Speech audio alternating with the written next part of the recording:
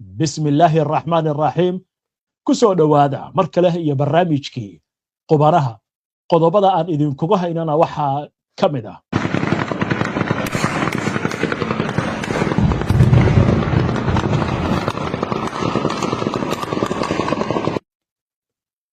dagaaladii ka socday magaalada Muqdisho oo caawa la isku habaysaday iyadoo ay soo baxayaan warar kala duwan oo la xiriira iska hor imaadyadan gudoomiyaha baarlamaanka Iiraan oo si cad u sheegay in laga gudbay xilligii dalkooda loo hanjabi jiray Iiraan iyo Mareykanka oo siyaabo kala duwan uga hadlay weerarkii maanta lagu qaaday garoonka diyuuradaha magaalada Kuwait Hezbollah oo ka warbixisay weerar kala duwan oo ay ku qaadeen ciidamada Israa'iil halka Israa'iil dhankeeda duqeymo ay ka fulinayso koonfurta Lebanon madaxweynaha Ukraine oo ku faanay weerar culus oo ay ku qaadeen gudaha dalka Ruushka dawladda Ciraaq oo bilaabaysa qorshe hubka ay uga dhigayso maleeshiyaadka Shiicada ee Iiraan ay taageerto sheekada ugu dambaysa ee barnaamijkan idinkugu hayaana waxay ku aadan tahay weliga ma aragtay dhar dahab ah hadda waa dahab imsaad leedahay ama isleedahayba qiimihiis dharkan wuu joogaa sheeko xiise leh ayaan idinkaga haynaa oo amuurtan la xiriirta waanu imaan doonaa wararka ugu dambeeya ee magaalada Muqdisho iyo xaaladdu sida ay tahay xilligan iyo dagaaladii dhacay laakiin waxaynu ku hormaraynaa colaadda Ukraine iyo Ruushka iyadoo dagaalkan imika uu socdo in ka badan 4 sano ayaa dhinaca kale waxaa xoogaysanaya duqeymaha labada dhinac ay isweydaarsanayaan arrinkaasi oo lagu macneeyay inuu yahay mid muujinaya in weli dagaalka loo caaboon yahay madaxweynaha Ukraine Volodymyr Zelensky ayaa ku tilmaamay weeraradii xagga cirka ee Ukraine ay xalay ku qaaday magaalada St Petersburg ee dalka Ruushka inay yihiin wasiir dalka u dhigaya jawaab cadaalad ah oo lagu wajahayo duulaanka joogtada ee Ruushka uu ku hayo dalkiisa isagoo ka hadlayay shir jaraa'id oo wada jir magaalada Kiev uu la qabtay xogayaha guud ee NATO Mark Rutte Zelensky waxa uu yiri waxaan u arkaa inay yihiin weerar cadaalad ah hal maalin ka hor waxa dhacay weerar ballaaran annaguna si waafaqsan ayaan uga jawaabnay madaxweynaha Ukraine ayaa sidoo kale sheegay in Kiev ay qorsheynayso inay sii kordhiso weerarada ka dhanka bartilmaameedyada Ruushka waa arrin waqti uun ku xiran inta aan kordhin karno xawaaraha jawaabaheena ayuu raaciyay dhankiisa xogayaha guud ee NATO Mark Rutte ayaa sheegay in Ukraine ay weli muujinayso adkaysi hal abuur iyo guulo dhanka jidda dagaalka ah halka Ruushkana uu sii noqonayo mid aad u niyad jabsan waa sida dalka u dhigay inta Ukraine ay sii wado inay isdifaacdo hal abuur ay samayso isla markaasna guulo ay ka gaarto goobaha dagaalka Ruushku wuxuu noqonayaa mid sii quusanaya ayuu yiri xogayaha guud ee NATO ayaa hadda Ukraine ku taageerta barnaamijyo kala duwan kuwaasi oo ku aadan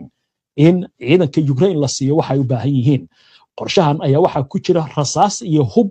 lagu farsameeyo waddanka Mareykanka kuwaasi oo loo iibiyo xulafada Yurub iyo Canada si ay ugu sii gudbiyaan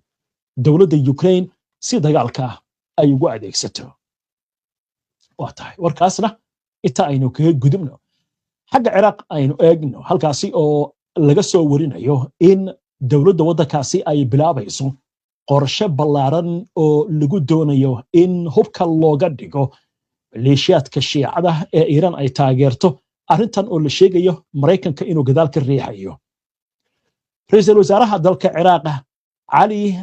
al-Zaidi ayaa ku dhawaaqay dhismaha guddi gaar ah oo ka shaqeynaya sidii kooxaha hubaysan gaar ahaan asaa'ib ahlul alxaq iyo guutooyinka Imam Ali looga saari lahaa dalladda ciidamada loo yaqaano BMF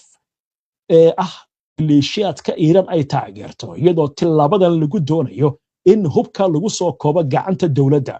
go'aankan ayaa yimid kadib markii kulan al-Zaidi uu la yeeshay wafuud ka socotay labada kooxood kuwaasi oo maalin ka hor sheegay inay ka baxayaan ciidamada BMF isla markaasna ay taageerayaan in dhammaan hubka iyo awoodda ciidanka la hoosgeeyo dowladda Ciraaq. Guddigan ayaa la filayaa inuu 2 maalmood gudahood dejiyo habraacyada lagu fulinayo kala guurka si ciidamada hubka qalabka iyo agabka kale loogu wareejiyo taliska guud ee ciidamada qalabka sida ee waddanka Ciraaq. Al-Zaidi ayaa soo dhaweeyay tilaabada labada kooxood isagoo sheegay inay xoojinayso awoodda dowladda, amniga iyo xasiloonida dalka. Wuxuu sidoo kale qiray doorka BMF ay ka qaadatay dagaalkii ka dhanka ahaa kooxda Daesh tan iyo sanadkii 2014. Arrintan ayaa qayb ka ah dadaalada dowladda Ciraaq ee lagu xakameynayo hubka ka baxsan gacanta dowladda, inkastoo ay jiraan kooxo kale oo hubaysan oo weli ka soo horjeeda qorshahan. Dowladda Mareykanka ayaa ku cadaadinaysa ra'iisul wasaaraha cusub ee Ciraaq in uu wax ka qabto kooxaha Iran ay taageerto ee Shiicada, kuwaasi oo dagaalkii dhawaan ka dhacay gobolka Bariga Dhexe si weyn u taageerayay Iran, isla markaasna qaarkood weeraro ay ku qaadeen saldhigyada ciidamada Mareykanku ay ku leeyihiin gobolka Bariga Dhexe iyo waddanka Ciraaq. Arrinta marka waxay ku soo aadaysaa xilli Mareykanku uu leeyahay dowladda Ciraaq waa inay tilaabo qaadaa. Xitaa lacagtii shidaalka Ciraaq ayuu Mareykanku xayiray. ra'iisul wasaarihii doonayay inuu isku sharaxo xilkan xitaa mid ka mid ah ayaa la diiday inuu sharaxo, waa Nuur al-Maliki oo xitaa horay Mareykanka ula soo shaqeeyay dagaalkii Ciraaq markii lagu qaaday oo la riday xukuumaddii Saddam Hussein. waxaan u gudbaynaa goordhow wararkii ugu dambeeyay ee magaalada Muqdisho, halkaasi oo iska horimaadyo ka dhacay la isku habaysaday. macluumaadyo kala duwan ayaa soo baxaya iyo xaaladdu sida ay tahay. waxaan kaloo eegaynaa wararkii ugu dambeeyay ee xiisadda Mareykanka iyo Iiraan, iyadoo labada dhinacna siyaabo kala duwan ay uga hadleen weerar lagu qaaday garoonka dayuuradaha ee magaalada Kuwait ee dalka Kuwait. intaan u gudbin wararkaas iyo qodobo kale aynu ku hakanno qadar xayeysiina. wararka Muqdisho waanu imaan doonaa iyo iska horimaadyada socda, laakiin aynu eegno macluumaadka ugu dambeeya ee xaaladda Bariga Dhexe. waxaan ku hormaraynaa afayeenka baarlamaanka waddanka Iiraan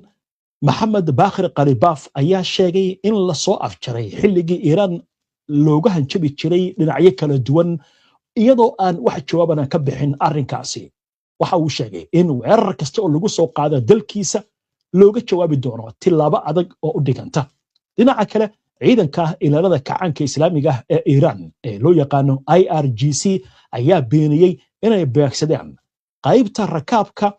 ee duulimaadka rayidka ah ee garoonka caalamiga ah ee Kuwait. bayaan ay soo saareen ayaa waxay ku sheegeen in baaritaano ay sameeyeen ay muujinayaan in ciidamadoodu aysan wax gantaal ah ku ridin qaybta rakaabka ee garoonka. laakiin taliska dhexe ee ciidanka Mareykanka ee CENTCOM ayaa dhankiisa beeniyey sheegashada Iiraan, isagoo sheegaya in hadallada Teheraan ee ah in terminaalka ay ku dhaceen madaafiicdii lagu difaacayay aysan ahayn kuwa sax. CENTCOM ayaa waxa ay ku tilmaameen been wararkaasi ku ahdan in gantaalada difaaca Mareykanka uu ku dhacay garoonkaasi. isla wararka Mareykanka, xogayaha amuuraha dibadda Marco Rubio ayaa sheegay in hamiga fog ee Iiraan weli uu yahay inay hesho hub nuclear. wuxuu intaa ku daray in Iiraan marar hore si qaldan u fahamtay awoodaha sharciyeed ee dagaalka, taasi oo keentay inay aaminsanaato in Mareykanku gacmihiisa uu laami karo ama ay xirmi karaan. waa sidalka uu dhigay. Iiraan ayna ku laabanaya wakaaladda wararka Tasniim ayaa waxay ka soo xigatay wasiirka amuuraha dibadda ee Iiraan Abbas Araghchi in dhamaadka dagaalku yahay in Iiraan markaasi iyo kooxaha cabinta ee ay taageerto oo Lubnaan ay ku jirto dagaalku markaas in si buuxda uu u soo afjarmo. Araghchi waxa uu sheegay in masiirka dagaalka Iiraan ay kula jirta Mareykanka iyo Israa'iil aanu ku go'nayn oo kaliya masiirka dagaalka ka socda Lubnaan.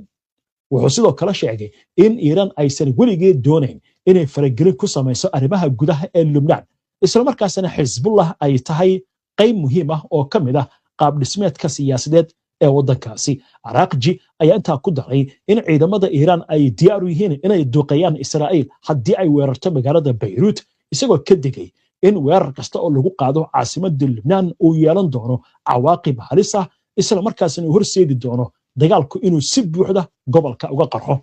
wasiirka amuraha dibadda Iiraan ayaa sidoo kale sheegay in ciidamada dalkiisu ay fuliyeen markaasi weeraro ay ku difaacayaan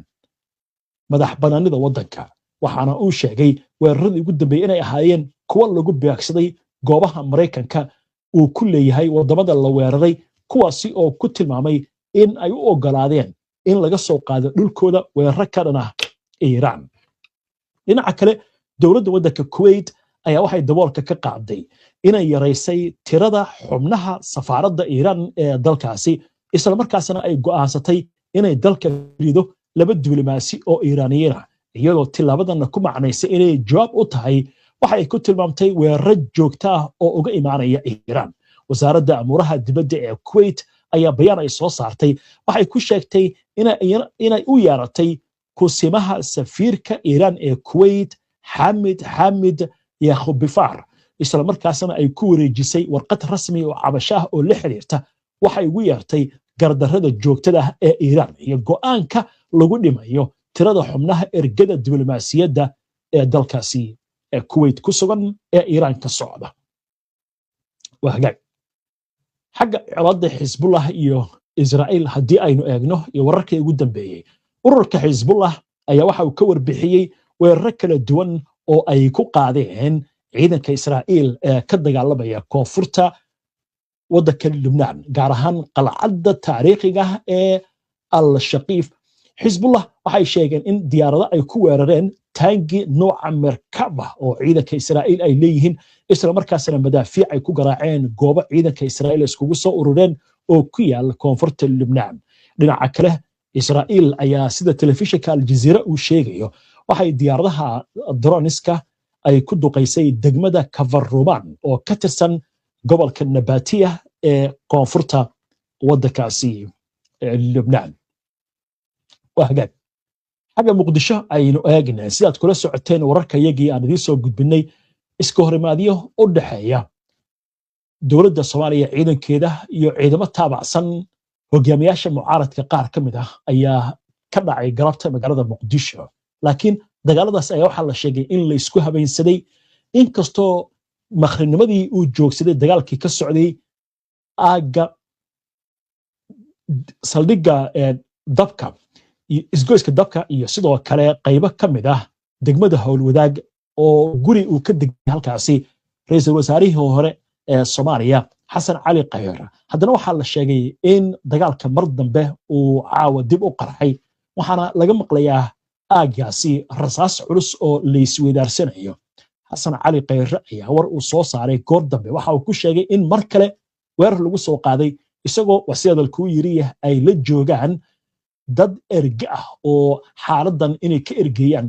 gurigiisa ugu sugnaa waxaana la sheegayaa sidoo kale ciidamo aad u fara badan in dowladdu halkaasi ay geysay dhaqaaqyo ciidan ayaa sidoo kale laga dareemayaa aaga gurigaasi uu ku yaalo suuqyada ayaa xiran qaybo ka mid ah degmada Howlwadaag oo dagaalka uu ka socdo dhinaca kale aaga Mirinaayo ayaa waxaa la sheegayaa dagaal kale in uu ka dhacay guriga uu degan yahay madaxweynihii hore Shariif Sheekh Axmed waxaana la sheegay in halkaasi ay ku dagaalameen ciidamo taabacsan Sheekh Shariif iyo ciidamada dowladda federaalka ee Soomaaliya dagaalka ayaa socday muddo saacadaha inkastoo mararka qaarkood uu joogsanayo war ka soo baxay Sheekh Shariif xubno ku dhow ayaa waxay sheegeen in ciidamada dowladdu ay soo weerareen dowladdu dagaalkan ka dhacay guriga Sheekh Shariif ilaa hadda kama aysan hadlin laakiin dagaalkii ka dhacay dhanka guriga Xasan Cali Khayre ayaa waxay ku tilmaamtay inay ka dagaalamayaan halkaasi waa sida dowladda bayaankeeda ku tiriyay maleeshiyad lala xiriirinayo ra'iisul wasaarihii hore ee Soomaaliya Xasan Cali Khayre in ergooyin nabadeed ay u kala dab qaadayaan dhinacyadan laakiin dowladda ayaa waxaa la sheegayaa in ay shuruud ku xirtay in hogaamiyaashan ay ku laabtaan aaggii ay ka soo guureen garoonka diyaaradaha ee magaalada Muqdisho laakiin Sheekh Shariif Sheekh Axmed oo shir jaraa'id caawa qabtay ayaa waxa uu sheegay in dowladdu waa sida uu yiri iyo cid u yeerin karta inaysan jirin meesha uu degayo waxaana uu sheegay in uu ku jiro si hadalku uu yiri dagaal isdifaaca xaaladda ayaa adag waxaana lagu soo warramayaa ilaa hadda inaysan guulaysan dadaalada dhexdhexaadinta iyo wadaxaajoodida la doonayo in colaadan laga hortago inaysan faafin. gawaaridan haddaad arkaysaan ee ciidamada dowladda ayaa lasoo dhoobay meelo badan oo ka mid ah magaalada muqdisho. isgoysadana waxaa la dhigay ciidamadan iyadoo la sheegaya dagaalka inay ku biireen ciidamadan gorgoryeerada ee wata gawaaridan gaashaaban. xaaladda ayaa waxaa la sheegayaa in ay tahay mid cirka ku shareeran. dhawaaqa rasaasta ayaa la maqlayaa. ilaa iyo hadda 5 qof ayaa la xaqiijiyey in ay ku geeriyoodeen iska horimaadyadaan. waa tahay wixii warah ee arrimahan ay ku soo kordha barnaamijyadeena dambe ayaan idinkugu soo gudbin doonaa haddii alla ilmo. iminka waxaynu soo gaarnay sheekadii ugu dambeysay ee barnaamijka aynu ku soo gabagabayn jirnay. aalaab waxaynu ku soo qaadanaa sheeko ka duwan sheekooyinka barnaamijka aad ku soo daawateen. waxaan idin haynaa sheeko la yaab leh. dahab ayaa dhar laga sameeyey. hadda waa dahab. halkan waxaad ku arkaysaan dhar ma ahan, duruuc ma ahan, laakiin waa dahab. imisaad isleedahay qiimihiisu uu yahay? waxaa laga hadlaya wax ka badan 1 milyan. dharkan cajiibka ah ayaa waxaa loo aqoonsaday inuu yahay dharka dahabka ugu qaalisan dunida. waa 1270.5 garaam. weli waa dahab nooca loo yaqaano 21. waxaa la sheegayaa in qiimihiisu uu yahay 1,088,000 oo doolarka Mareykanka ah. naqshada dharkan ayaa waxay muujinaysaa in si heer sare ah oo farshaxanimo ay ku dheehan tahay markaa lagu soo bandhigay. 1,088,000 baa laga hadlayaa.